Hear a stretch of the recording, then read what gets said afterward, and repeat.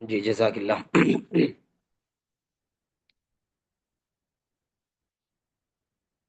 الحمد لله. إن الحمد لله نحمده ونستعينه ونستغفره ونؤمن به ونتوكل عليه ونعوذ بالله من شرور أنفسنا ومن سيئات أعمالنا. من يهده الله فلا مضل له ومن يضلل فلا هادي له، وأشهد أن لا إله إلا الله وحده لا شريك له، وأشهد أن محمدا عبده ورسوله. أما بعد،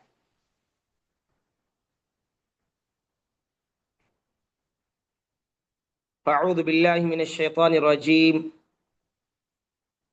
من حمزه ونفخه ونفسه. بسم الله الرحمن الرحيم. قل إن صلاتي ونسكي ومحياي ومماتي لله رب العالمين.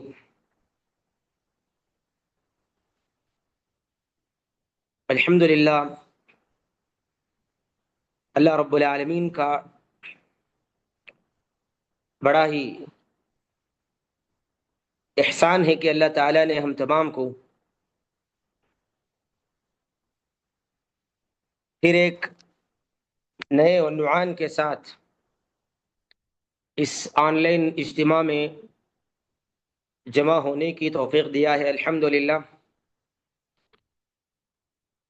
اور اللہ رب العالمین سے ہم دعا کرتے ہیں کہ اللہ سبحانہ و تعالیٰ مجھے اور آپ کو، ہم تمام کو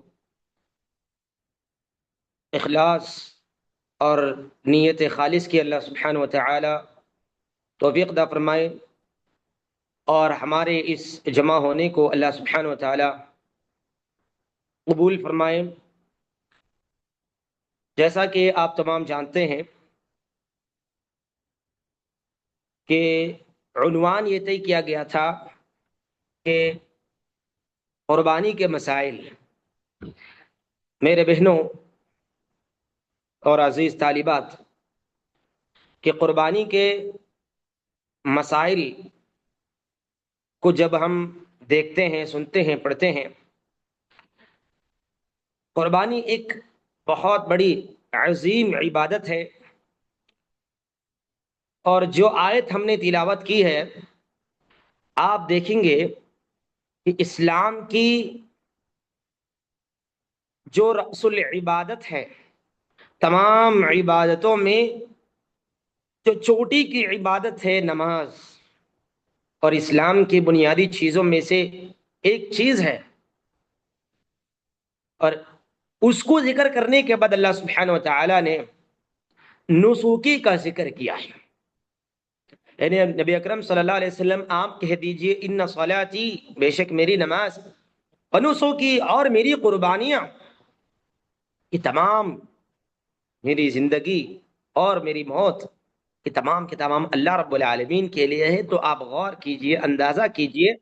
کہ اللہ سبحانہ و تعالی نماز جیسی عظیم عبادت کے ساتھ قربانی کا ذکر کیا ہے، اور قربانی بھی ایک عظیم عبادت ہے۔ اور اس کے متعلق جب سب سے پہلے ہم دیکھتے ہیں، اس کے مسائل کو جب سب سے پہلے ہم دیکھتے ہیں، تو ایک بہت بڑی بات اور ایک بڑا مسئلہ یہ ہے قربانی کے متعلق سب سے پہلے ہم ذکر کرنا چاہتے ہیں، اور یہ ہم اور آپ کے لیے انتہائی ضروری ہے، وہ ہے اخلاص نیت۔ خالص نیت کا ہونا یہ بہت زیادہ ضروری ہے کسی بھی عبادت کے لیے، اور قربانی جیسی عظیم عبادت کے لیے بھی اخلاص کا ہونا۔ یہ قربانی جو میں کر رہا ہوں، یہ جانور جو میں خرید رہا ہوں، اور اللہ رب العالمین کے نام پہ جو ذبح کر رہا ہوں، یہ اس سے مقصد کیا ہے، اس کی وجہ کیا ہے؟ یہ قربت اللہ، اللہ رب العالمین کی قربت، اللہ تعالیٰ کی خوشنودی، اللہ تعالیٰ کی رضا، یہ مقصود ہو۔ اور ہم اور آپ قربانی اسی لیے کریں کہ یہ اللہ رب العالمین کا یہ حکم تھا نبیوں کے لیے اور دیگر امتوں کے لیے بھی، اور ہمارے نبی اکرم صلی اللہ علیہ وسلم نے ہمیں بھی حکم دیا تھا۔ انشاءاللہ ہم قربانی کی حیثیت کیا ہے انشاءاللہ اس کے اوپر بھی ہم بات کریں گے۔ تو نبی اکرم صلی اللہ علیہ وسلم کو اللہ رب العالمین نے حکم دیا، اللہ رب العالمین نے کہا کہ فصل لربک وانحر، کہ نبی اکرم صلی اللہ علیہ وسلم آپ نماز پڑھیے۔ امام بغوی رحمہ اللہ کہتے ہیں شرح السنہ میں کہ یہاں فصل لربک وانحر سے مراد کیا ہے؟ اے نبی اکرم صلی اللہ علیہ وسلم آپ عید الاضحیٰ کی نماز پڑھیے اور اونٹوں کی قربانی بھی کیجیے۔ امام بغوی رحمہ اللہ اس کی تفسیر میں کہتے ہیں۔ تو اللہ رب العالمین نے نبی اکرم صلی اللہ علیہ وسلم کو حکم دیا، اور نبی اکرم صلی اللہ علیہ وسلم نے، آپ صلی اللہ علیہ وسلم نے اپنی امت کو، آپ صلی اللہ علیہ وسلم نے حکم دیا، ہم تمام کو حکم دیا کہ قربانی کرو، اور اس میں قربانی صرف اور صرف اللہ رب العالمین کے لیے ہی ہونی چاہیے۔ اور سب سے پہلے ہم اپنے آپ کی اصلاح کر لیں کہ قربانی کے مسائل میں سب سے زیادہ اہم مسئلہ یہ ہے کہ ہماری نیتوں کی اصلاح ہونی ضروری ہے، ورنہ ہمارا عمل قبول نہیں ہے، ہماری قربانی قبول نہیں ہے۔ اللہ سبحانہ و تعالیٰ کوئی بھی ایسا عمل قبول نہیں کرتا جس کے لیے وہ عمل اس کے لیے خالص نہ کر دیا گیا ہو، کرنے والا بندہ اس کے پیچھے مقصد صرف اور صرف اللہ تعالیٰ کی خوشنودی، اللہ تعالیٰ کو راضی کرنا اور اللہ تعالیٰ کو خوش کرنے کی نیت اگر نہیں رکھتا تو اس کی قربانی قابل قبول نہیں ہے۔ تو اسی لیے سب سے پہلا اہم مسئلہ یہ ہے کہ قربانی کے متعلق قربانی کرنے سے پہلے ہم تمام کی نیتوں کا اصلاح ہونا ضروری ہے۔ اور چونکہ نیت یہ خود ایک موضوع ہے کہ نیت خالص نیت،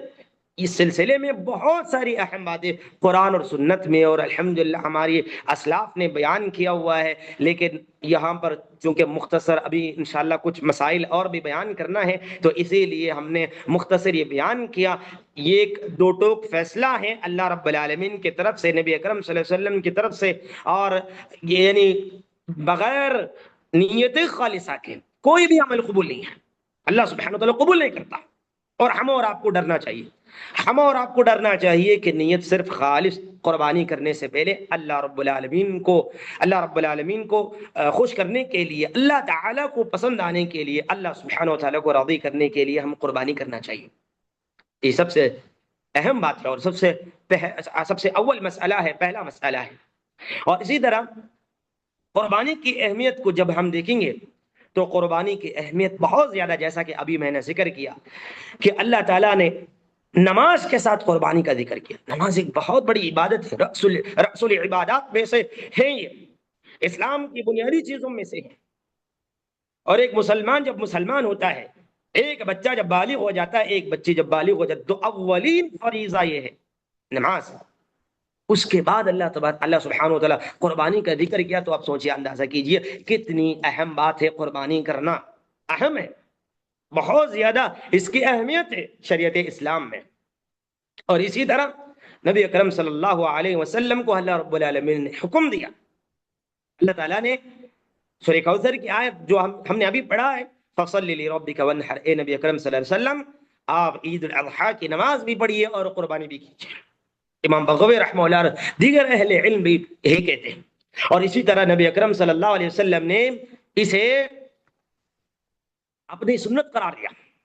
نبی اکرم صلی اللہ علیہ وسلم نے اپنی سنت قرار دیا۔ آپ صلی اللہ علیہ وسلم فرماتے ہیں،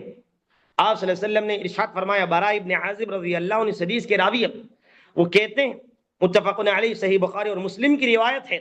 ان اول ما نبدأ به في يومنا هذا ان نصلی ثم نرجع، کہ ہم یہ دن یعنی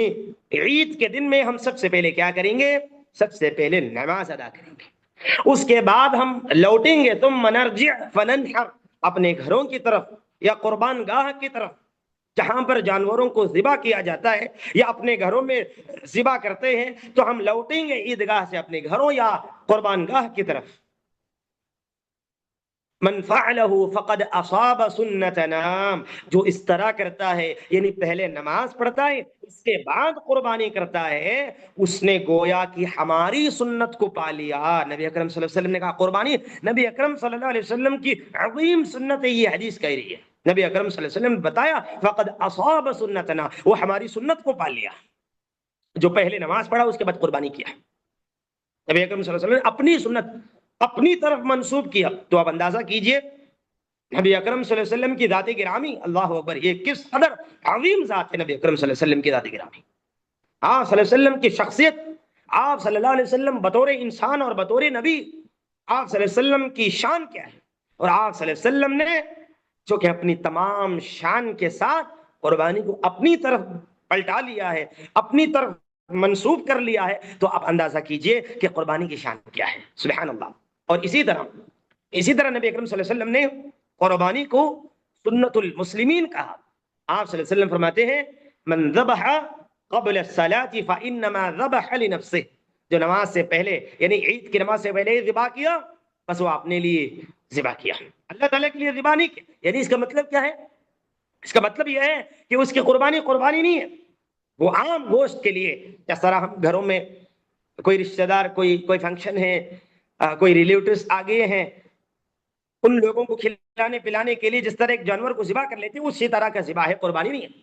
آپ صلی اللہ علیہ وسلم نے کہا من ذبح بعد الصلاة فقد تم نسکہ، اور جس نے قربانی نماز پڑھنے کے بعد جانور کو ذبح کیا،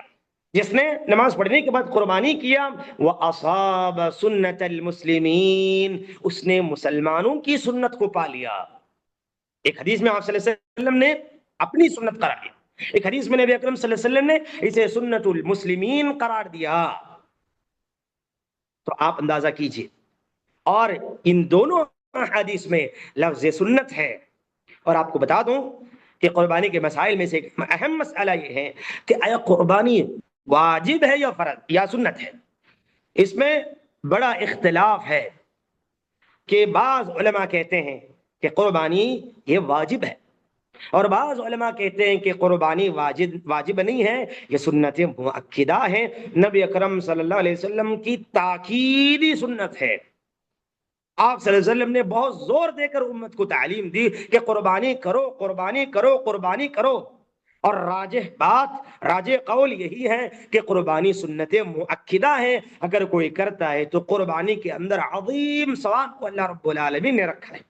اگر کوئی نہیں کرتا تو وہ گنہگار نہیں ہوتا۔ اس لیے کہ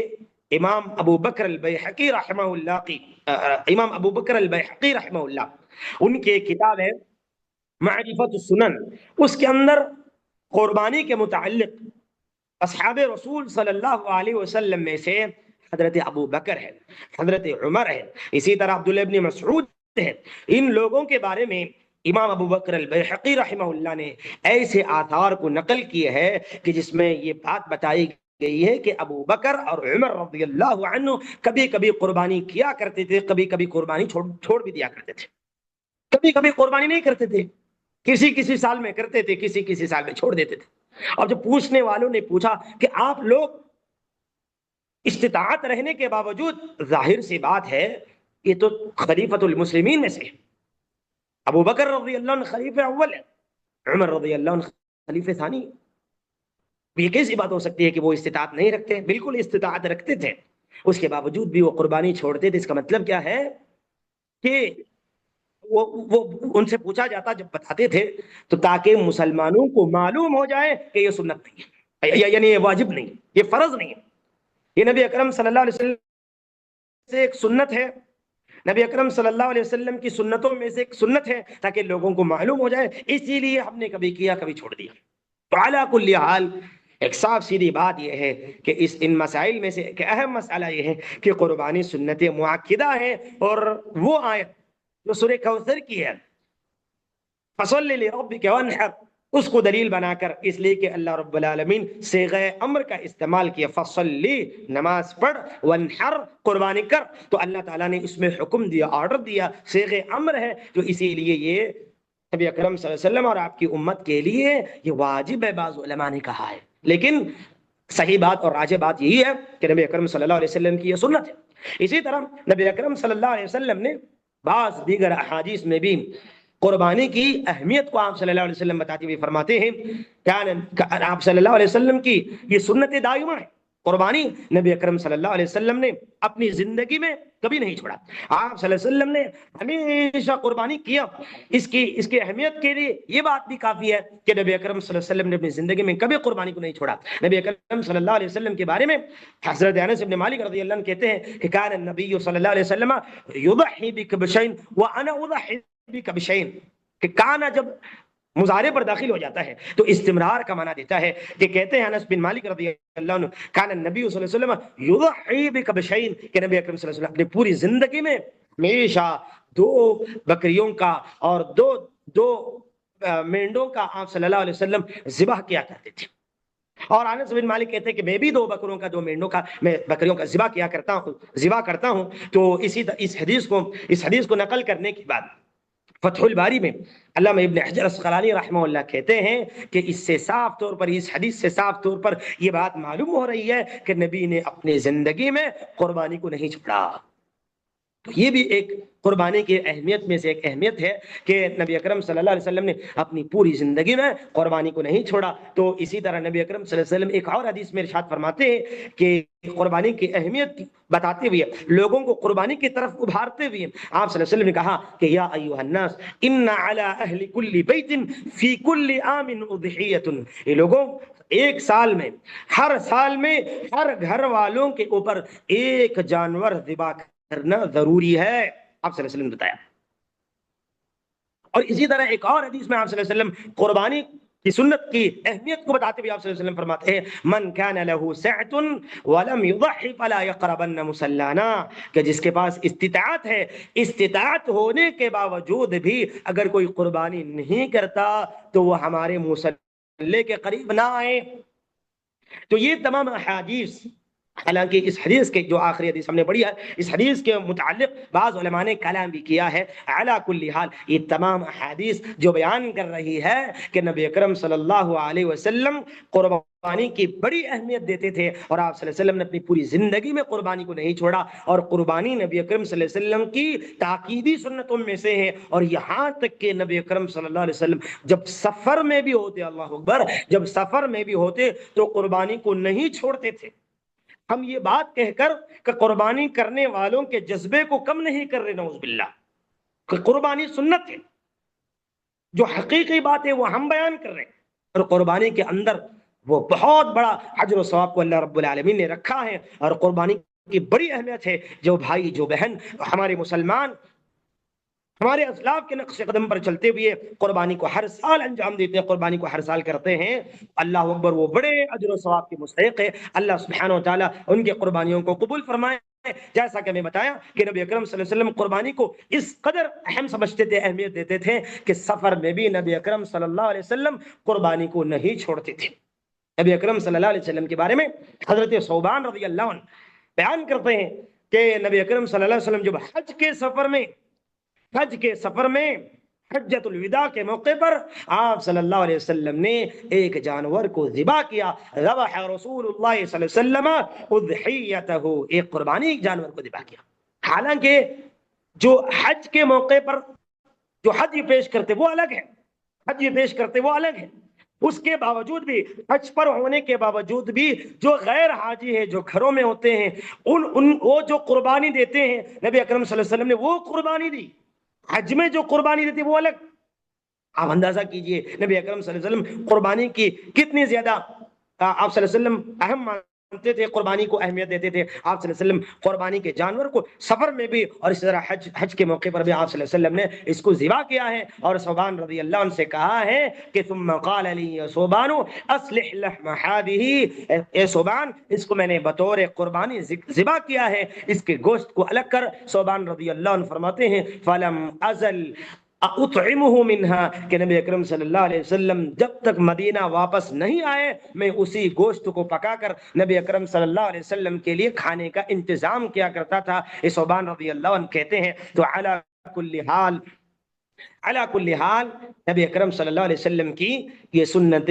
उज़्मा है, अजीम सुन्नत है। और कुर्बानी के मसाइल में से एक अहम मसला कुर्बानी की अहमियत को समझना है। और इसी तरह जैसा कि हमने बयान किया, कुर्बानी का हुक्म क्या है, आया ये वाजिब है, सुन्नत है, ये सुन्नत मुअक्किदा है, ये साफ सीधी बात है। और राजी कौल के मुताबिक कुर्बानी ये सुन्नत मुअक्किदा है, नबी अकरम सल्लल्लाहु अलैहि वसल्लम की ये ताकीदी सुन्नत है। इसी तरह कुर्बानी के अहम मसाइल में से मैं चाहता हूं कि जो बहनें और जो हमारी तालिबात यहाँ बैठी है, इन तमाम बातों को समझते हुए, इन तमाम बातों को सुनते हुए इन्हें नोट करने की कोशिश करें, ताकि आपको किसी और को समझाने के लिए जखीरा आपके पास मौजूद हो। और इन बातों को मुख्तसर आप लिखने की कोशिश करें और समझने की कोशिश करें, तो ज्यादा इसमें आपको फायदा होगा। इसी तरह कुर्बानी के मसाइल में से एक अहम मसला ये है कि कुर्बानी के दिन यानी ज़िलहिज्जा के इब्तिदाई दिन ऑलरेडी शुरू हो चुके हैं। तकरीबन तकरीबन 4-5 दिन गुजर गए हैं, तकरीबन 6 दिन गुजर गए हैं, अभी कुछ ही दिन बाकी है। तो लेकिन एक अहम मसला ये है इनके मुताल्लिक, कुर्बानी करने वाला अपने बाल और नाखूनों को काटने से आप सल्लल्लाहु अलैहि वसल्लम ने मना कर दिया है। एक हदीस में आपको सुनाता हूँ जो कि मशहूर और मारूफ है, इसमें एक मसाला भी बयान करना मेरा मकसूद है। नबी एक साथी ने, एक साहब ने, एक भाई ने इससे पहले मुझे सवाल किया था, वो मसाला आपको सुनाने के लिए ही हदीस सुना रहा हूं, वरना ये हदीस आम है, हम सब जानते हैं। नबी अकरम सल्लल्लाहु अलैहि वसल्लम फरमाते हैं कि उम्मे सलमा रज़ियल्लाहु अन्हा ने रिवायत किया है कि इदा रअयतुम हिलाल दिल हिज्जा व अराद अहदुकुम अन युदही, आप सल्लल्लाहु अलैहि वसल्लम ने कहा कि तुम में से कोई जिलहिज्जा का चांद देख लिया है और इरादा करता है, इरादा किया है कि मैं जानवर को ज़िबा करूं, तो आप सल्लल्लाहु अलैहि वसल्लम ने कहा फलयुमसिक अन शअरिही व अज़फारिही, कि उसको चाहिए कि वो अपने बाल और नाखून से दूर हो। अब यहाँ ये हदीस है, और कुर्बानी करने वाला बाल और नाखूनों को काटने से दूर रहे। जब वो कुर्बानी करता है उसके बाद वो अपने बाल और नाखूनों को काट ले, और जिस्म के पूरे बाल। यहां पर एक सवाल ये है कि जो ज़िबा करता है, या वो जो घर का मालिक है जिसके पैसे लग रहे हैं कुर्बानी में, क्या वो बाल और नाखून काटने से दूर रहे? ये तमाम घर वाले, घर के 5 अफराद है, तो 5 अफराद भी ये बाल और नाखून से दूर रहे। तो बाज़ उलमा ने कहा है, इसमें भी इख्तिलाफ है, बाज़ उलमा ने कहा है कि जो घर का मालिक है, जो घर का बड़ा है, वो बाल और नाखून काटने से दूर रहे, और बाकी घर वाले चाहे तो अपने बाल और नाखून को तराश ले, काट ले। लेकिन राजी कौल के मुताबिक और आसान बात यही है, और अच्छी और दुरुस्त बात यही है कि सारे घर वाले बाल और नाखून काटने से बचे। इसलिए कि घर का मालिक जब ज़िबा करता है जानवर को, उसका पैसा वो लगाता है, तो उसकी नीयत क्या होती है, मैं अपने तमाम घर वालों की तरफ से कुर्बानी कर रहा हूं। तो हर घर का हर फर्द भी उस कुर्बानी में शामिल है, वो भी कुर्बानी कर रहा है, तो लिहाजा वो भी इस हुक्म में दाखिल हो गया। तो लिहाजा उसको भी चाहिए, घर में चाहे औरत हो, मर्द हो, बच्चे हो, माँ बाप हो, कोई भी हो, पूरे अहले खाना की तरफ से अगर कुर्बानी कर रहा है कोई, तो पूरे घर वाले बाल और नाखून को काटने से दूर रहें। तो ये सबसे अच्छी और उम्दा बात है। और इसी तरह एक अहम मसला ये है कुर्बानी के मुतालिक कि एक जानवर तमाम अहले खाना के लिए, पूरे घर वालों के लिए एक जानवर को ज़िबा करना काफी है। और हमने शायद 1 या 2 दिन पहले एक वीडियो देखा, एक भाई ने ऐसे ही व्हाट्सएप में डाल दिया है। वो वीडियो पहुंचते पहुंचते हमारी नजरों से गुजरी। हमने देखा कि एक, शायद वो आलिम है या अपने आप को आलिम समझता है, वो बता रहा है कि ये मसाला नया मसाला है, ये वबा कहां से आया है कि लोग कह रहे हैं कि हर घर की तरफ से एक कुर्बानी जायज है। वो ताज्जुब कर रहा है, हालांकि उस भाई को अल्लाह उसको हिदायत दे, अल्लाह उसको इल्म दे, समझने और समझने और अमल करने की अल्लाह ताला उसको तौफीक दे, कि उसे उसे ये बात ताज्जुब लग रही है कि वो समझ रहा है कि पूरे घर वालों की तरफ से एक जानवर का ज़िबा करना ये कोई नई बात है, इसीलिए वो उसको अजीब लग रही है बात। حالانکہ نبی اکرم صلی اللہ علیہ وسلم کی احادیث موجود ہے، اور اسی طرح آپ صلی اللہ علیہ وسلم کے صحابہ ہیں، آپ صلی اللہ علیہ وسلم کے صحابہ جو کہتے ہیں کہ نبی اکرم صلی اللہ علیہ وسلم آپ صلی اللہ علیہ وسلم نے ہمیں حکم دیا کہ ایک گھر والوں کی طرف سے ایک جانور، اور آپ صلی اللہ علیہ وسلم کے صحابہ کے آپ صلی اللہ علیہ وسلم کے صحابہ کے احادیث موجود ہے، نبی اکرم صلی اللہ علیہ وسلم فرماتے ہیں کہ حضرت ابو ایوب انصاری رضی اللہ عنہ،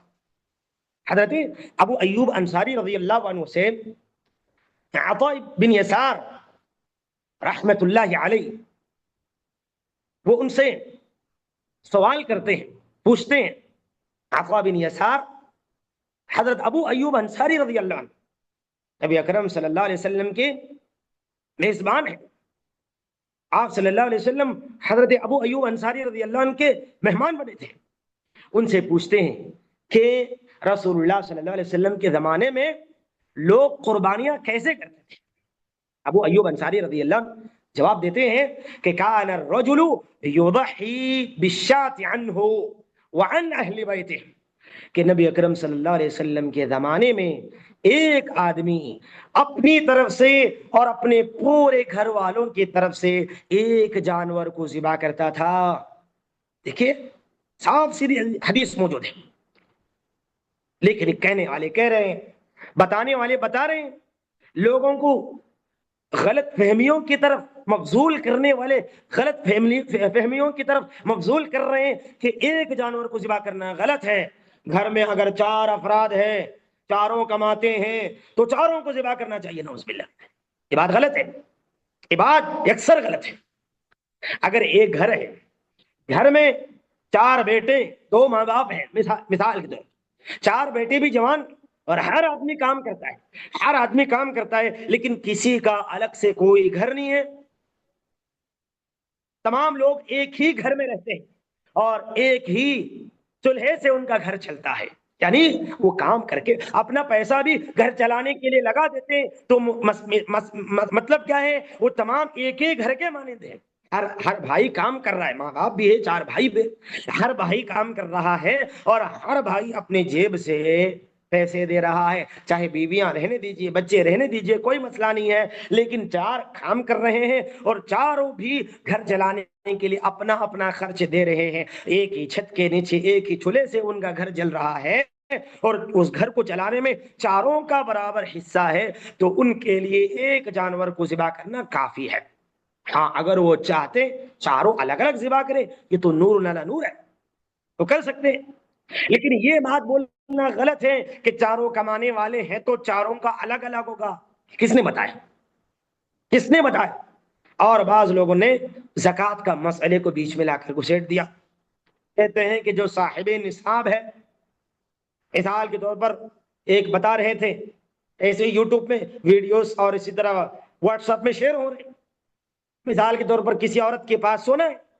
صاحب نصاب ہے وہ، اب وہ کیا کرے گی بیچاری، اس کو بھی الگ سے جانور ذبح کرنا پڑے گا، شوہر کو بھی الگ سے جانور ذبح کرنا پڑے گا، اگر بیٹی کے پاس بھی سونا ہے اس گھر میں جو ابھی شادی کے مرحلے کو پہنچ چکی ہے، اس کو بھی الگ سے ذبح کرنا پڑے گا۔ لا حول ولا قوت الا باللہ، ایسی کوئی بات نہیں۔ زکوٰۃ سے اور صاحب نصاب ہونے سے قربانی کا کوئی تعلق نہیں، قربانی نبی اکرم صلی اللہ علیہ وسلم کی سنت ہے، زکوٰۃ دینا واجب ہے، زکوٰۃ دینا فرض ہے، ایک فرض چیز کو لا کر سنت کے ساتھ جوڑ دیا، یہ لا علمی اور جہالت ہے۔ نبی اکرم صلی اللہ علیہ وسلم نے کسی بھی حدیث میں یہ نہیں بتایا کہ قربانی کا تعلق زکوٰۃ سے، زکوٰۃ کا تعلق قربانی سے نہیں ہے، کسی بھی حدیث میں آپ صلی اللہ علیہ وسلم نے یہ نہیں بتایا، کوئی تعلق نہیں زکوٰۃ اور قربانی کا۔ اور حضرت ابو ایوب انصاری رضی اللہ عنہ کہتے ہیں کہ ہمارے نبی اکرم صلی اللہ علیہ وسلم کے زمانے میں ایک آدمی اپنی طرف سے پورے گھر والوں کی طرف سے ایک جانور کو ذبح کیا کرتا تھا، حتی تباہن، اور اس کے بعد کہتے ہیں کہ فیأکلون ویطعمون، اور سارے گھر والے اس قربانی سے کھاتے تھے اور لوگوں کو بھی کھلاتے تھے، اور کہتے ہیں حتی تباہ الناس فصارت کما ترى، یہاں تک کہ لوگ اپنے قربانیوں پر فخر کرنے لگے، ایک ایک آدمی لوگوں کو دکھانے کے لیے، اللہ تعالیٰ بچائے، بس 4 قربانیاں کر رہا ہے، معاملہ یہاں تک پہنچ گیا جیسا تم دیکھ رہے ہو۔ حضرت ابو ایوب انصاری رضی اللہ عنہ ان کے اپنے زمانے کے بعد ایسا کرنے والوں کی طرف اشارہ کرتے ہیں۔ تو علی کل حال ایک گھر والے کے یعنی تمام ایک گھر کی طرف سے ایک جانور کو ذبح کرنا یہ جائز ہے اور اس میں کوئی قباحت نہیں ہے۔ اسی طرح ابو ہریرہ رضی اللہ عنہ سے ابو ہریرہ رضی اللہ عنہ کے بارے میں ایک حدیث آتی ہے کہ ابو ہریرہ رضی اللہ عنہ کان ابو ہریرہ یجیء بالشاۃ، کہ ابو ہریرہ رضی اللہ عنہ اپنے گھر کو ایک جانور کو لایا قربانی کے لیے، ایک بکری کو لایا، اور گھر والوں نے پوچھا کہ آپ ایک ہی بکری کو لائے، پھر ہمارے لیے قربانی کہاں ہے، ہمارے لیے جانور کہاں ہے؟ تو ابو ہریرہ کہتے ہیں کہ فیقول عنکم، ابو ہریرہ کہتے ہیں کہ یہ میرے لیے بھی اور تم سب کے لیے بھی۔ ابو ہریرہ رضی اللہ عنہ سے بھی یہ حدیث ثابت ہے کہ امام بیہقی رحمہ اللہ اکرمہ رحمہ اللہ سے نقل کرتے ہیں کہ ابو ہریرہ رضی اللہ عنہ کا موقف بھی یہی تھا کہ وہ ایک جانور پورے گھر والوں کے لیے جائز سمجھتے تھے اور وہ باقاعدہ اس پر عمل بھی کیا کرتے تھے۔ اور اسی طرح سنن ابن ماجہ میں ایک اور صحابی سے روایت ہے، ابو سریحہ رضی اللہ عنہ کہتے ہیں کہ حملنی اہلی علی الجفا، میرے گھر والوں نے مجھ پر زور کیا، زبردستی کیا، یعنی زور دینے لگے اس بات پر کہ میں ایک سے زائد جانوروں کو ذبح کروں قربانی کے نام پر۔ تو کہتے ہیں کہ بعد ما علمت من السنہ، لیکن میں سنت کو جاننے والا ہوں، سنت کو جاننا بہت ضروری ہے، میں سنت کو جاننے والا ہوں۔ کان اہل البیت یضحون بالشاۃ والشاتین، کہتے ہیں کہ عہد رسالت میں نبی اکرم صلی اللہ علیہ وسلم کے زمانے میں، میں سنت کو جاننے والا ہوں، نبی کے زمانے میں ایک آدمی اپنے گھر کی طرف سے، اپنے گھر والوں کی طرف سے ایک یا دو جانوروں کو ذبح کیا کرتا تھا، ایک یا دو جانوروں کو ذبح کیا کرتا تھا۔ تو اس سے مسئلہ صاف طور پر یہ واضح ہو جاتی ہے، اس میں نہ زکوٰۃ سے کوئی تعلق ہے اور نہ ہی ہر کمانے والے کے اوپر زکوٰۃ واجب ہے۔ جیسا کہ ہم نے بیان کیا، ایک گھر میں 4 افراد ہو، 4 ایک گھر کو چلا لیتے ہو تو ان تمام گھر والوں کی طرف سے ایک قربانی ادا کرنا یہ کافی ہو جاتا ہے۔ اسی طرح ایک اہم مسئلہ ہے قربانی کے تعلق سے کہ میت کی طرف سے قربانی کرنا۔ دیکھیے میت کی میں انشاءاللہ جلد سے جلد انشاءاللہ کچھ اہم مسائل ہیں وہ بیان کرتا ہوں تیزی کے ساتھ۔ دیکھیے میت کی طرف سے قربانی کرنے کے متعلق 3 چیزیں ہیں۔ اگر میت مرنے والا، فوت ہونے والا وصیت کر کے مر جاتا ہے، وصیت کر کے فوت ہو جاتے ہیں، دیکھیے میرے لیے قربانی کرنا اور مال بھی چھوڑ کر جا رہا ہے، اور بیٹوں کے پاس، اولاد کے پاس اس وصیت پر عمل کرنے کی استطاعت بھی ہے، طاقت بھی ہے، پیسہ بھی ہے، تو اس وصیت پر عمل کرنا ضروری ہے۔ اگر مرنے والے نے کہا کہ میری طرف سے قربان کر دے تو قربانی کرنا ہے اس کے طرف سے، چھوڑنا نہیں۔ اور اسی طرح یہ جائز ہے، اگر وصیت کر کے مر جاتا ہے تو جائز کرنا پڑے گا ہمیں۔ اسی طرح دوسری بات یہ ہے کہ مستقل قربانی کرنا، یعنی ہم اپنے گھر والوں کی طرف سے قربانی تو کر رہے ہیں، لیکن ہماری والدہ ہے یا والد ہے یا دادا ہے یا نانا ہے یا کوئی قریبی رشتہ دار ہے، ان کے لیے الگ سے جانور کو خرید کر قربان کرنا، میت کی طرف سے الگ سے جانور قربان کرنا، تو بعض علماء نے اس میں اجازت دی ہے، بعض علماء نے اس میں اجازت دی ہے اور بعض علماء نے اسے منع کیا ہے۔ اس لیے کہ کیوں منع کیا؟ اس لیے کہ نبی اکرم صلی اللہ علیہ وسلم کی زندگی میں بہت سارے صحابہ، آپ صلی اللہ علیہ وسلم کے بہت ہی قریبی رشتہ دار، مثال کے طور پر امی خدیجہ رضی اللہ عنہ، آپ صلی اللہ علیہ وسلم کی بیٹیاں، آپ صلی اللہ علیہ وسلم کے پیارے اصحاب، کئی سارے لوگ وفات پا گئے۔ نبی اکرم صلی اللہ علیہ وسلم نے کبھی بھی الگ سے جانور قربان نہیں کیا اور نہ ہی صحابہ ایسا کیا ہے، تو لہذا کہتے ہیں کہ الگ سے میت کے لیے الگ سے جانور کو لے کر ذبح کرنا، یہ اسے نہ کرے تو یہ زیادہ بہتر ہے۔ بعض علماء نے کہا کہ نہیں، بالکل یہ بھی درست ہے کہ جس طرح تم وصیت پر عمل کرتے ہو اسی طرح اس پر بھی عمل کرو مستقل اگر چاہتے ہو تو دادی کے نام پہ، دادا کے نام پہ ایک جانور، امی کے نام پہ، والدہ کے نام پہ ایک جانور، والد کے نام پہ ایک جانور، مستقل جانور کو ایک کے نام پر قربان کر سکتے ہو اور اسے غربا میں تقسیم کر سکتے، کوئی مسئلہ نہیں۔ دوسری بات ہے، لیکن نبی نے نہیں کیا اور نہ ہی صحابہ نے کیا ہے، تو ہمارا مشورہ یہ ہے کہ اس سے رک جانا ہی زیادہ بہتر ہے۔ اگر کوئی کرتا ہے تو نکیر نہیں کریں گے، کوئی کرتا ہے تو غلط نہیں بولیں گے۔ اور اسی طرح اس میں میت کی طرف سے قربانی کرنے کے مسئلے میں ایک آخری بات یہ ہے کہ نبی اکرم صلی اللہ علیہ وسلم نے میت کی طرف سے الگ سے قربانی نہیں دیا، لیکن بہت سارے میتوں کو،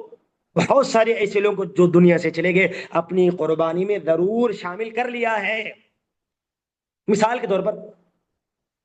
نبی اکرم صلی اللہ علیہ وسلم کی حدیث عائشہ رضی اللہ عنہ بیان کرتی ہے کہ ان رسول اللہ صلی اللہ علیہ وسلم امر بکبشین اقرنا یتعو فی سواد ویبرق فی سواد ویمدر فی سواد، نبی اکرم صلی اللہ علیہ وسلم نے دو سنگوں والے مینڈا لانے کا حکم دیا، اور جس کے ہاتھ بھی، جس کے پاؤں بھی، جس کے پیٹھ بھی، اور اسی طرح وعلیکم السلام، جس کی آنکھیں بھی سیاہ ہیں، کالے ہیں، آپ صلی اللہ علیہ وسلم کے حکم کے مطابق ایسے جانوروں کو لایا گیا۔ اور امی عائشہ رضی اللہ عنہ کہتی ہیں کہ نبی اکرم صلی اللہ علیہ وسلم نے مجھے حکم دیا کہ میں چھری لاؤں، میں چھری لائی۔ امی عائشہ کہتے پھر آپ صلی اللہ علیہ وسلم نے مجھے حکم دیا میں اس چھری کو تیز کروں، تو امی عائشہ کہتے میں نے تیز کی اور آپ صلی اللہ علیہ وسلم کے ہاتھ میں تھما دی۔ آپ صلی اللہ علیہ وسلم نے جانور کو نیچے لٹا دیا۔ ذبح کرنے سے پہلے آپ صلی اللہ علیہ وسلم نے یہ بات کہی، بسم اللہ اللہم تقبل من محمد وآل محمد ومن امت محمد صلی اللہ علیہ وسلم ثم ضحى به، کہ آپ صلی اللہ علیہ وسلم ذبح کرنے سے پہلے بسم اللہ کہا، اس کے بعد کہا اللہم تقبل، اللہ قبول کر، کس کی طرف سے؟ عن محمد، محمد کی طرف سے، وآل محمد، محمد کے گھر والوں کی طرف سے، ومن امت محمد صلی اللہ علیہ وسلم، اور نبی کے، محمد کے امت کی طرف سے صلی اللہ علیہ وسلم۔ تو انشاءاللہ سوالات بعد میں کریں گے، انشاءاللہ سوالات کے لیے ہم الگ سے ٹائم دیں گے انشاءاللہ۔ سوالات کوئی مت لکھے کیونکہ مسائل بیان کرنا ہے، آپ سوالات کو روک کے رکھ لیجئے انشاءاللہ۔ تو آپ صلی اللہ علیہ وسلم نے کیا کہا کہ میرے گھر والوں کی طرف سے، میری امت کی طرف سے، آپ صلی اللہ علیہ وسلم کی امت میں بہت سارے لوگ زندہ ہیں، بہت سارے لوگ ابھی پیدا نہیں ہوئے، بہت سارے لوگ وفات پا چکے، تو علماء نے کہا کہ اس طرح نبی اکرم صلی اللہ علیہ وسلم نے اپنی امت کی طرف سے بھی قربانی دی۔ اور ایک حدیث میں آپ صلی اللہ علیہ وسلم کے الفاظ اس طرح ہے، ذبح کرنے سے پہلے آپ صلی اللہ علیہ وسلم نے کہا بسم اللہ، اللہ اکبر، اللہ کے نام سے، اللہ سب سے بڑا ہے، عن محمد، محمد کی طرف سے، وامتہ من شہد لک بالتوحید وشہد لی بالابلاغ، آپ صلی اللہ علیہ وسلم نے کہا کہ اللہ تعالیٰ میری طرف سے اور میری امت کی طرف سے، امت میں سے کون جو تیری توحید کا اور میری رسالت کا جنہوں نے اقرار کیا ہے، ان تمام لوگوں کی طرف سے۔ علماء کہتے ہیں کہ نبی اللہ تعالیٰ کی توحید کو اقرار کرنے والے فوت بھی ہو گئے، نبی کی رسالت کو ماننے والے فوت بھی ہو گئے، ان تمام لوگوں کا نام آپ صلی اللہ علیہ وسلم نے لیا ہے۔ تو لہذا قربانی کے اندر اپنے مرے ہوئے رشتہ داروں کو شامل کر لینا یہ درست بات ہے، اس میں کوئی عیب نہیں ہے۔ نبی اکرم صلی اللہ علیہ وسلم کی احادیث سے ہمیں یہ بات پتہ چلتی ہے۔ لیکن بعض لوگ یہ سوال کرتے ہیں کیوں نبی اکرم صلی اللہ علیہ وسلم، بعض لوگ اس طرح کیا کرتے ہیں، ایک اہم بات ہے مجھے یاد آئی کہ نبی اکرم صلی اللہ علیہ وسلم کے نام پر جانور کو ذبح کرتے ہیں۔ اب آپ صلی اللہ علیہ وسلم چونکہ دنیا سے چلے گئے، اب میت کو اپنے جانور میں شامل کرنا تو جائز ہے، لیکن کیا کرتے ہیں بعض لوگ، کیا تو نبی کو اپنی قربانی میں شامل کر لیتے ہیں یا نبی کے نام سے الگ سے جانور کو ذبح کرتے ہیں۔ اور دلیل کے طور پر مسند احمد میں، ابو داؤد میں، سنن ترمذی میں ایک روایت منقول ہے، اس روایت کو یہ لوگ اس سے دلیل پکڑتے ہیں اور اس سے استدلال کرتے ہوئے کہتے ہیں کہ دیکھو حضرت حنش رحمہ اللہ، حضرت حنش یہ تابعی ہے، یہ روایت کرتے ہیں رأیت علی، میں نے علی رضی اللہ عنہ کو دیکھا کہ وہ دو جانوروں کو نبی اکرم صلی اللہ علیہ وسلم کے نام پہ قربان کیا کرتے ہیں۔ میں نے پوچھا کہ آپ نے ایسا کیوں کیا؟ تو آپ صلی اللہ علیہ وسلم تو حضرت علی کہتے ہیں کہ ان رسول اللہ صلی اللہ علیہ وسلم اوصانی، حضرت علی کہتے ہیں کہ آپ نے ایسا کیوں کیا؟ تو حضرت علی نے جواب میں کہا کہ نبی اکرم صلی اللہ علیہ وسلم نے مجھے وصیت کی ہے کہ میرے مرنے کے بعد اے علی تو میرے لیے جانور ذبح کر۔ تو ہم نے بھی یہی کہا کہ اگر میت وصیت کرتا ہے تو وصیت پہ عمل کرنا ضروری ہے، لیکن اکثر علماء نے اس حدیث کو صحیح نہیں سمجھا، یہ حدیث ضعیف ہے، یہ حدیث ضعیف ہے۔ اگر صحیح بھی مان بھی لیں، اس لیے کہ امام حاکم رحمہ اللہ نے مستدرک الصحیحین میں اس روایت کو نقل کیا ہے، اور امام الذہبی نے اس کو صحیح قرار دیا، لیکن دیگر اہل علم نے، امام البانی اور دوسرے اہل علم نے اس حدیث کو ضعیف قرار دیا۔ اگر اس حدیث کو صحیح بھی مان لے تو یہ عام حدیث نہیں ہے، یہ خاص حدیث ہے حضرت علی کے لیے۔ حضرت علی چونکہ آپ صلی اللہ علیہ وسلم کے گھر والوں میں سے، اہل بیت میں سے،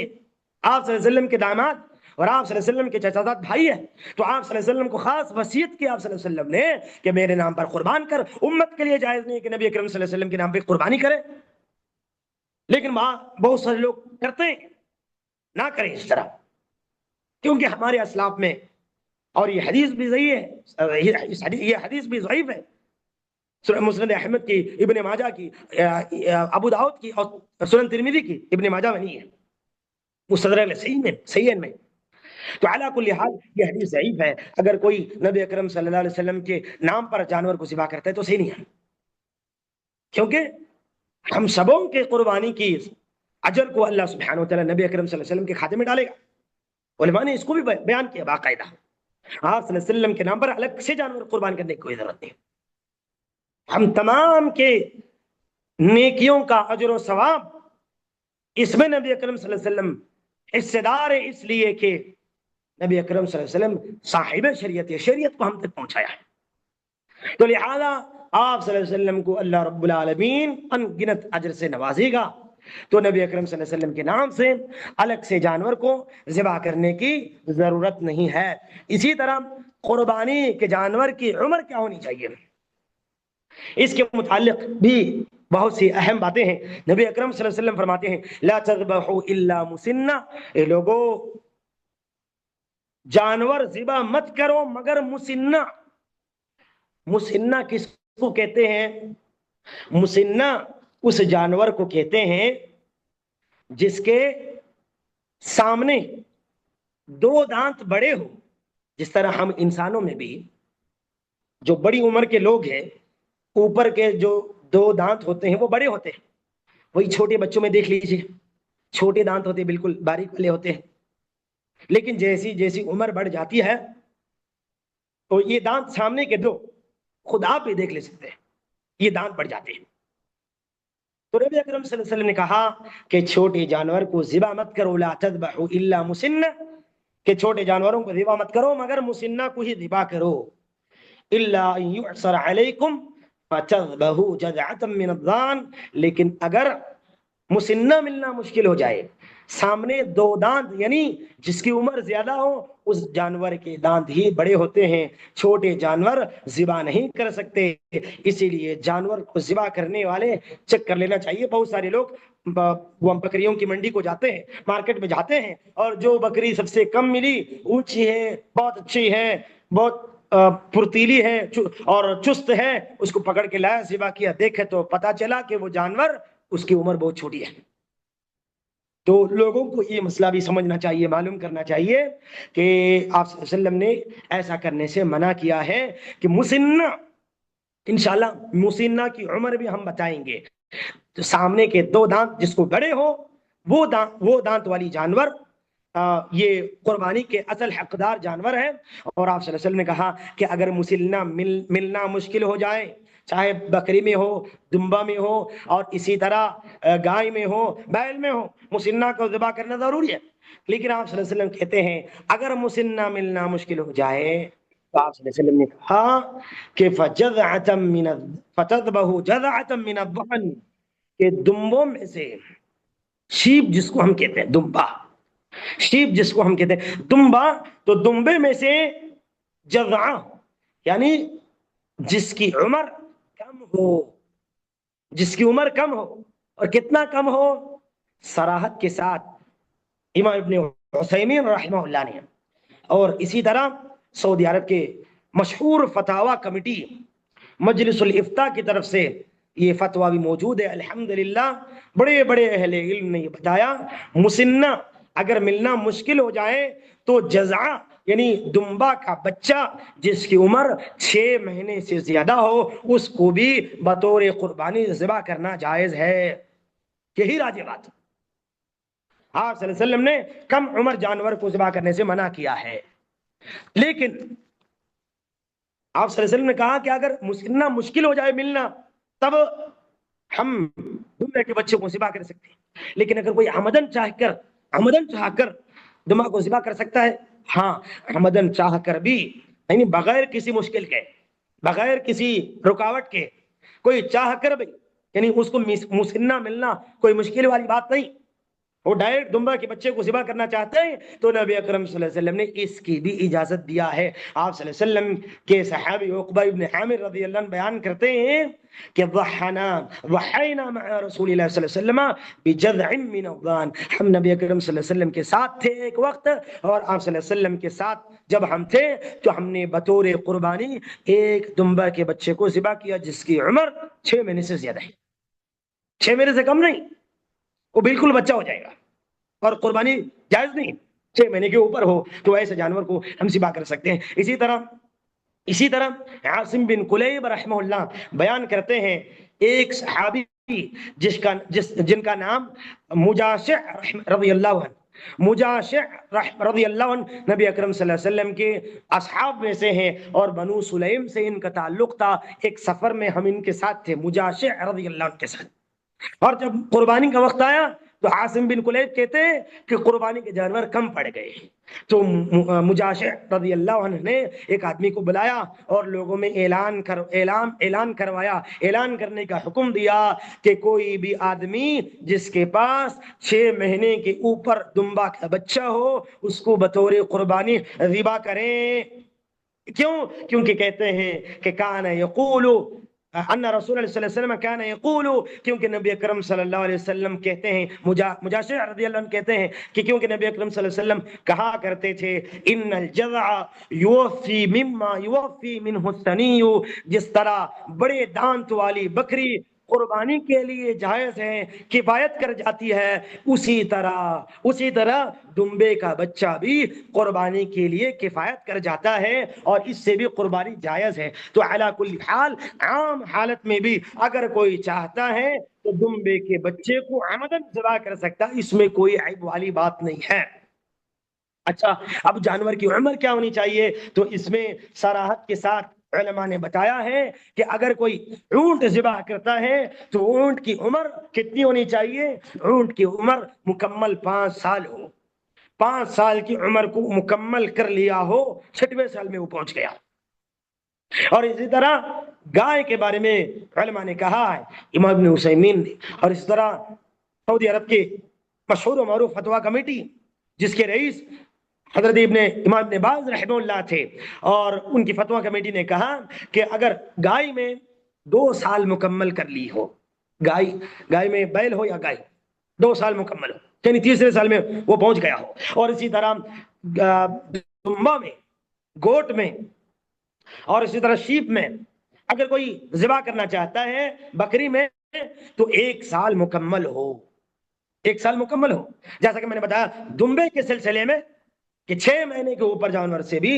ہم قربانی کر سکتے ہیں، اس میں کوئی حرج نہیں ہے۔ اسی طرح قربانی کے دن، یہ بھی ایک اہم مسئلہ ہے، بہت سارے لوگ اس میں اختلاف کرتے ہیں قربانی کے کتنے دن ہوتے ہیں، تو نبی اکرم صلی اللہ علیہ وسلم نے کہا، آپ صلی اللہ علیہ وسلم کی حدیث ہے کہ جبیر ابن مطعم رضی اللہ عنہ حدیث کے راوی ہیں، وفی کل ایام التشریق ذبح، آپ صلی اللہ علیہ وسلم نے کہا وفی کل ایام التشریق ذبح، آپ صلی اللہ علیہ وسلم نے کہا کہ تمام تشریق دن یہ قربانی کے دن ہیں، اور تشریق دن کتنے ہیں؟ تشریق دن 3 ہیں، عید الاضحیٰ کے بعد، عید الاضحیٰ کے بعد یعنی 10ویں ذی الحجہ کے بعد 3 دن ہوتے ہیں، یہ ایام تشریق ہے، یعنی گویا کہ مکمل قربانی کے 4 دن ہیں، تو چاروں دن قربانی کے ہیں، جس دن چاہے اس دن ہم قربانی کر لے سکتے ہیں۔ چوتھے دن میں یعنی قربانی سے لے کر 10ویں تاریخ سے لے کر چوتھے دن یعنی 13 تاریخ کے مغرب سے پہلے پہلے تک قربانی کا وقت رہتا ہے. اور جو آدمی قربانی کرنا چاہے تو ان اوقات میں چاہے 10ویں تاریخ کریں، چاہے 11، چاہے 12، چاہے 13، ان 4 دنوں میں قربانی کر سکتا ہے. اور چوتھے دن کے یعنی 13 ذی الحجہ کے سورج غروب ہونے سے پہلے قربانی کا وقت ختم ہو جاتا ہے. اور اس میں اہل علم کا اختلاف ہے، لیکن یہ راجح بات ہے. اسی طرح ایک مسئلہ یہ ہے کہ بعض لوگوں نے ایک ضعیف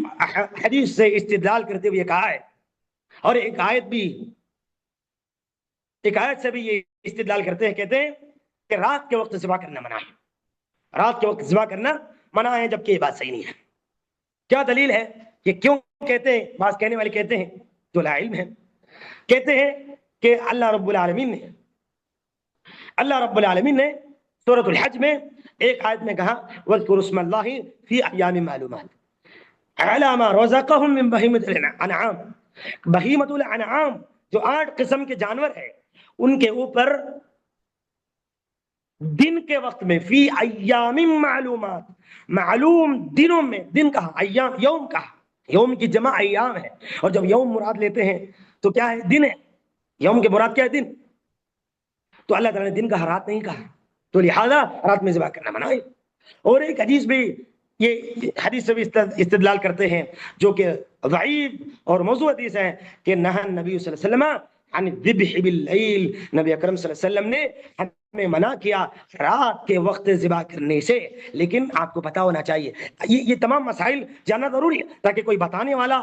اپنے آپ کو بڑا محقق سمجھ کر، بڑا عالم سمجھ کر یہ تمام مسائل کو آپ کے سامنے بیان کرے، تو آپ کے پاس اگر علم ہو تو آپ دلیل کے ساتھ، آپ علم کے ساتھ ان کا مقابلہ کر سکتے ہیں، اور صحیح بات آپ کو معلوم ہونا چاہیے. اسی لیے ہم نے ذکر کیا کہ رات کے وقت ذبح کرنا یہ کوئی عیب والی بات نہیں ہے. اللہ رب العالمین نے یہ 4 دن جو قربانی کے، دن میں بھی اور رات میں بھی ذبح کرنا جائز قرار دیا ہے. اس میں کوئی عیب والی بات نہیں، اور کوئی ایسی حدیث نہیں ہے جو رات میں ذبح کرنے سے منع کرتی ہو. تو یہ بھی ایک مسئلہ ہے. اسی طرح ایک اور اہم بات یہ ہے، ہم اور آپ کو اس بات کو اچھی طرح یاد رکھنی چاہیے کہ قربانی عید نماز کے بعد ہے، عید نماز سے پہلے نہیں. نماز عید کے بعد قربانی کرنا ہے، نماز عید سے پہلے قربانی کرنا جائز نہیں. نبی اکرم صلی اللہ علیہ وسلم نے ایک حدیث میں ارشاد فرمایا، آپ صلی اللہ علیہ وسلم فرماتے ہیں، امام بخاری اور مسلم نے حضرت براء ابن عازب رضی اللہ عنہ سے روایت کیا ہے، ان اول ما نبدأ به في يومنا هذا ان نصلي. اس دن میں جو کہ قربانی کا دن ہے، ہم سب سے پہلا جو کام کریں گے، اس دن کی شروعات سب سے پہلے یہ ہوگا کہ ہم عید کی نماز پڑھیں گے. ثم نرجع فننحر، پھر ہم لوٹیں گے اپنے گھروں کی طرف یا قربان گاہ کی طرف، ہم ذبح کریں گے. من فعلہ فقد اصاب سنتنا، جو اس طرح کیا وہ یہ ہماری سنت کو پال لیا. اس کے بعد کہتے ہیں من ذبح قبل، اور جو نماز سے پہلے ذبح کیا، جو جانور کو نماز سے پہلے ذبح کیا، فانما هو لحم قدمه لاهله، گویا کہ وہ قربانی نہیں ہے، بس ایک عام جانور ہے جو اپنے گھر والوں کو کھلانے کے لیے اس نے ذبح کیا. جو نماز سے پہلے ذبح کرتا ہے وہ قربانی نہیں. آپ صلی اللہ علیہ وسلم نے 2 ٹوک الفاظ میں فیصلہ سنا دیا، اور آپ صلی اللہ علیہ وسلم نے کہا لیس من النسک فی شیء، کہ اس کا تعلق قربانی سے نہیں ہے، اس جانور کا تعلق قربانی سے نہیں ہے جو نماز عید سے پہلے انسان جس کو ذبح کرتا ہو. اسی طرح نبی اکرم صلی اللہ علیہ وسلم ایک اور حدیث میں ارشاد فرماتے ہیں، آپ صلی اللہ علیہ وسلم فرماتے ہیں من کان قبل الصلاة فلیذبح شاة مکانها، کہ جس نے نماز سے پہلے اگر جانور کو ذبح کیا ہے تو اس جانور کے جگہ پر ایک اور جانور کو، یعنی قربانی کی نیت سے ایک جانور کو ذبح کر دیا نماز سے پہلے، تو اس کی قربانی نہیں ہے، اس کی جگہ پر ایک اور جانور کو قربان کرے. ومن لم یکن ذبح فلیذبح علی اسم اللہ، اور جس نے قربانی کو نماز سے پہلے ذبح نہیں کیا اب وہ ذبح کرے، کیونکہ ہم نے نماز پڑھ لیا، اب وہ جانور کو ذبح کرے اللہ کا نام لے کر. تو اللہ کا نام لے کر ذبح کرنا یہ بہت زیادہ اہم مسئلہ ہے. قربانی کے مسائل میں سے ایک اہم مسئلہ یہ کہ جانور کو ذبح کرنے والا اللہ تعالیٰ کا نام لے، اللہ کا نام لے کر ذبح کرے. اگر کوئی عمدن چاہ کر ارادتن اگر کوئی اللہ کا نام لیے بغیر ذبح کرتا ہے تو اس کا مذبوحہ اس جانور کو کھانا حرام ہے، اس جانور کو کھانا حرام ہے، تو لہذا کوئی بھی اللہ کے نام لیے بغیر جانور کو ذبح نہ کرے۔ اسی طرح جانور کو کون ذبح کرے یہ بھی ایک مسئلہ ہے، تو جانور کو یعنی جو صاحب جانور ہے، جس نے جانور کو خرید لیا ہے، جو قربانی کرنا چاہتا ہے، وہ خود ذبح کر سکتا ہے، اور نبی اکرم صلی اللہ علیہ وسلم نے خود کئی جانور کو ذبح کیا، یا چاہے کسی آدمی کو اپنا نائب بھی بنا سکتے ہیں، بھائی میں مالک ہوں جانور اور قربانی میں کرنا چاہتا ہوں لیکن آپ ذبح کر دو، یہ بھی جائز ہے۔ یا جانور کو ذبح کرتے وقت کسی اور آدمی کی مدد لینا، یہ بھی جائز ہے۔ نبی اکرم صلی اللہ علیہ وسلم ایک مرتبہ قربان کر رہے تھے، ایک صاحب کو بلاتے ہیں کہ آپ میری قربانی میں میری مدد کریں، وہ صاحب بھاگتے ہوئے آئے اور آپ صلی اللہ علیہ وسلم کے جانور کو پکڑا اور آپ صلی اللہ علیہ وسلم نے ذبح کیا۔ تو جانور کو ذبح کرتے وقت دوسروں کی مدد لینا یہ بھی جائز ہے۔ اسی طرح خواتین کا جانور کو ذبح کرنا یہ بھی جائز ہے۔ حضرت ابو موسیٰ الاشعری رضی اللہ عنہ اپنی بیٹیوں کو وَأَمَرَ أَبُو مُوسَى بَنَاتِهِ أَن يُضَحِّينَ بِأَيْدِيهِنَّ کہ اپنے بیٹیوں کو حکم دیا کرتے تھے کہ تم اپنا جانور، قربانی کا جانور اپنے ہاتھوں سے ذبح کرو۔ حضرت ابو موسیٰ کہتے ہیں یعنی جو وہ خواتین، وہ عورتیں، وہ ماں اور بہنیں جو قربانی یعنی ذبح کرنے کو اچھی طرح سمجھتے ہیں، ذبح کرنے کا علم رکھتی ہیں، وہ اچھی طرح اگر ذبح کرنا چاہتی ہے تو مکمل شرعی پردے میں رہتے ہوئے، نعوذ باللہ ایسا نہیں کہ بغیر پردے کے آئے اور ذبح کیا، حرام ہے، حرام ہے۔ یعنی اس نے جانور کو ذبح کرنے سے پہلے اپنی حیا کو ذبح کر دیا، تو یہ جائز نہیں ہے کہ قربانی کرنے کے لیے بغیر پردہ کے آ جائے اور پھر اس کے تمام مردوں کے سامنے، قصابوں کے سامنے وہ ذبح کرے، نہیں۔ شرعی حکموں کا لحاظ کرتے ہوئے، شرعی احکام کا لحاظ کرتے ہوئے مکمل با پردہ ہو کر، با حیا ہو کر آئے اور جانور کو ذبح کرے تو جائز ہے۔ اگر اپنے ہی گھر والے 4 بھائی ہیں، باپ ہے، تو وہی اپنے گھر میں ذبح کرتے، کوئی مسئلہ ہی نہیں، کوئی مسئلہ ہی نہیں۔ اور اسی طرح ایک اہم بات یہ ہے کہ جانور کا پیٹ کا بچہ، اس کے متعلق کیا حکم ہے؟ میں بس 1 منٹ میں اس بات کو ختم کرتا ہوں، باتیں بہت ہیں لیکن وقت ختم ہو چکا ہے۔ تو جانور کا جو پیٹ کا بچہ، مثال کے طور پر ہم ذبح کرتے ہیں بکری کو یا دمبا کو یا دمبی کو، بکری یا دمبی کو جب ذبح کرتے تو گائے یا اونٹنی کو ذبح کرتے ہیں تو اس میں سے پیٹ کا بچہ نکلتا ہے، اگر وہ مرا ہوا نکلا تو نبی اکرم صلی اللہ علیہ وسلم کی صاف حدیث ہے زکات الجنین زکات امہ، اگر بچہ مر کے نکلا ہے تو ماں کو ذبح کرنا، اس اونٹنی کو، اس بکری کو، اس دمبی کو ذبح کرنا اس کے بچے کو ذبح کرنے کے برابر ہے، لہذا بچے کو بھی کھا سکتے ہیں۔ نبی اکرم صلی اللہ علیہ وسلم کی ایک اور صاف حدیث ہے، آپ صلی اللہ علیہ وسلم سے پوچھا گیا، ابو سعید خدری رضی اللہ عنہ اس حدیث کے راوی ہیں، وہ بیان کرتے ہیں کہ ہم نے نبی اکرم صلی اللہ علیہ وسلم سے پوچھا، اے اللہ کے رسول، ننحر الناقہ، ہم اونٹنی کو ذبح کرتے ہیں، وَنَذْبَحُ الْبَقْرَةَ، ہم گائے کو ذبح کرتے ہیں، وَالشَّاةَ، بکری کو ذبح کرتے ہیں، فَنَجِدُ فِي بَطْنِهَا الْجَنِينَ، اور اس کے پیٹ میں اس کا بچہ ہم دیکھتے ہیں، کیا اس کو أَنَلْقِيهِ أَمْ نَأْكُلُ، اس بچے کو پھینک دینا یا کھانا ہے؟ تو آپ صلی اللہ علیہ وسلم نے کہا کُلُوهُ إِن شِئْتُمْ، تم چاہتے ہو اس بکری کے بچے کو، اس گائے کے بچے کو، اس اونٹنی کے بچے کو جو کہ مر کر نکلا ہے کھا لو، مر کر نکلا ہے کھا لو۔ ارے مرا ہوا ہے نا، کیسا ذبح نہیں کیا نا، نہیں، آپ صلی اللہ علیہ وسلم کی حدیث موجود ہے، صحیح حدیث ہے، اس کو چاہتے ہو تو کھا لو، کھانا ضروری نہیں ہے، ان سے تم کہا آپ صلی اللہ علیہ وسلم نے، کلوہ ان سے تم، چاہے تو اس کو کھا لو، چاہے تو چھوڑ دو، چاہے تو چھوڑ دو، تو آپ صلی اللہ علیہ وسلم نے کہا کلوہ ان سے تم، تو چاہے تو کھا لو، چاہے تو چھوڑ دو۔ تو لہذا جانور کا بچہ اگر مر کر پیدا ہوتا ہے تو اس کو کھا سکتے ہیں، لیکن اگر زندہ نکلتا ہے، چونکہ زندہ جانور ہے تو اس کو ذبح کیے بغیر نہیں کھا سکتے۔ امام احمد بن حنبل رحمہ اللہ نے اسی کے متعلق فرماتے ہیں کہ اگر بچہ ان خرج حین، اگر بچہ زندہ نکلتا ہے تو زندہ نکلنا ایک جان ہے، تو اس کو تو ذبح کرنا پڑے گا، بسم اللہ اللہ کو ذبح کرنا پڑے گا، لیکن مر کر نکلتا ہے تو اس کو کھانے میں کوئی حرج نہیں۔ اسی طرح قربانی کے متعلق ایک اور اہم باتیں ہیں، قربانی کو 3 کے حصے کرنا، بعض لوگ کہتے ہیں ضروری ہے، بعض لوگ کہتے ہیں نہیں، لیکن ایسی کوئی بات نہیں، 3 حصے کرنا کوئی ضروری نہیں، لیکن اس میں آسانی ہے، اس میں آسانی ہے اور اللہ رب العالمین نے 3 چیزوں کا ذکر کیا ہے، یعنی گویا کہ ان 3 باتوں کو اگر سمجھتے ہیں تو قربانی کے گوشت کو 3 حصے اللہ نے خود ذکر کیا ہے، لیکن ضروری نہیں۔ اللہ تعالیٰ نے کہا فَكُلُوهُ مِنْهَا، فَكُلُوا مِنْهَا، کہ ان قربانی کے جانور کے گوشت میں سے خود بھی کھاؤ ایک حصہ، یعنی ہم کھانے کا۔ وَأَطْعِمُوا الْبَائِسَ الْفَقِيرَ،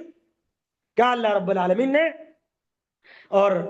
غریبوں میں بھی تقسیم کرو۔ ایک اور جگہ پر کہا فَكُلُوا مِنْهَا وَأَطْعِمُوا الْقَانِعَ وَالْمُعْتَرَّ، آپ صلی اللہ علیہ وسلم نے کہا، یعنی اللہ رب العالمین نے کہا ایک چیز ہم بھی کھائیں، رشتہ داروں کو بھی کھلائیں، اور جو غریب غربا ہیں وہ بھی کھائیں۔ اور اسی طرح امام شافعی رحمہ اللہ کے نزدیک وہ کہتے ہیں کہ اس طرح 3 حصے کر لیں تو زیادہ بہتر ہے، تو لیکن یہ ضروری نہیں ہے اور یہ حتمی نہیں ہے، یعنی کوئی اس طرح کرے بغیر اگر جانور کا گوشت کو یعنی ذبح کرتا ہے یا اپنے کھا لیتا ہے، یہ تقسیم کرتا ہے تو وہ گنہگار ہے، ایسی کوئی بات نہیں۔ چاہے تو جتنا چاہے ہم اس کو ہم رکھ لیں، تھوڑا بہت غریبوں میں بانٹ لیں، تھوڑا بہت رشتہ داروں کو دیں، یا زیادہ چاہیں ہم رکھ لیں یا غریبوں میں زیادہ بانٹیں، رشتہ داروں کو کھلائیں، جیسا بھی ہو، کیونکہ قربانی ہم اس کے مالک ہیں، گوشت ہمارا ہے، تو ہم اپنی مرضی کے مطابق اس میں تصرف کر سکتے ہیں، تو اس میں کوئی حرج والی بات نہیں ہے۔ اور اسی طرح ایک اہم مسئلہ یہ ہے کہ آپ بہنیں اور طالبات اس بات کو اچھی طرح یاد رکھ لیجئے کہ بعض جگہوں پر ایسا ہوتا ہے کہ جانور کو جب ذبح کرتے، نبی اکرم صلی اللہ علیہ وسلم کی تعلیم یہ ہے کہ ایک جانور کو دوسرے جانور کے سامنے ذبح نہ کرنا، آپ صلی اللہ علیہ وسلم کا حکم ہے۔ اور جب جانور کو ذبح کرتے ہیں تو اس چاقو کو، اس چھری کو تیز کرنا، جانور کے ساتھ احسان کرنا، یہ آپ صلی اللہ علیہ وسلم کا حکم ہے۔ تو آپ اپنے گھر میں جب قربانی کرتے ہیں تو اس قربانی کرنے والے، اس جانور کو ذبح کرنے والے اپنے ساتھ یا اپنے بھائی کو حکم دیں کہ ایک جانور کے سامنے دوسرے جانور کو ذبح نہ کرے، اب روکے اس کو، کیونکہ نبی اکرم صلی اللہ علیہ وسلم جانوروں کے احساسات کا بھی خیال رکھتے تھے، تو اس چیز کو روکیں۔ اور ایک مسئلہ یہ ہے کہ جانور کو ذبح کرنے کے بعد وہ کیا کرتے ہیں، فوراً اس کو چھلنے لگتے ہیں، اس کے چمڑی کو ادھڑنے لگتے ہیں، یہ بھی غلط ہے۔ مکمل خون نکلنے تک روکے، انتظار کرے، اور اس طرح کرنے والوں کو باقاعدہ روکے، یہ جائز نہیں ہے کہ ابھی جانور کو ذبح کر دیا، ابھی بیچارہ تڑپ رہا ہے لیکن ٹانگ پکڑتا ہے اس کو چھیلنے لگتا ہے، یہ بھی غلط ہے، یہ ناانصافی ہے جانوروں کے ساتھ۔ مکمل اس کی جان جانے تک، خون بہنے تک روکے، انتظار کریں، یہ جائز نہیں ہے۔ علی کل حال یہ تمام مسائل ہے، کچھ ہم نے آپ کے سامنے بیان کیا۔ اللہ رب العالمین سے ہم دعا کرتے ہیں کہ اللہ سبحانہ و تعالیٰ مجھے اور آپ کو، ہم تمام کو قربانی کے ان تمام مسائل کو جاننے اور یاد رکھنے اور انشاءاللہ ان کے مطابق عمل کرنے کے اللہ سبحانہ و تعالیٰ ہم تمام کو توفیق عطا فرمائے۔ اللہ سبحانہ و تعالیٰ ہم تمام کے نیک عمل کو قبول فرمائے۔ میں معذرت چاہتا ہوں کہ وقت زیادہ ہو چکا ہے، ہماری مسجد میں ابھی عشاء کا وقت بھی ہو چکا ہے، ہمارے اخوان، ہمارے اصحاب آئے ہوئے ہیں، تو لہذا کوئی اگر سوال ہو تو ہماری جو بہن ہے ان سے آپ رابطہ کر لیں، ان سے آپ سوال کر لیں، انشاءاللہ اگر ان کو جواب معلوم ہو تو وہ آپ کو جواب بتا دے گی۔ اگر ہماری بہن کو اگر جواب معلوم نہ ہو تو انشاءاللہ ہم ناچیز سے بھی آپ پوچھ سکتے ہیں، انشاءاللہ ہم اپنے علم کے مطابق آپ کو جواب دیں گے۔ والسلام علیکم ورحمۃ اللہ وبرکاتہ۔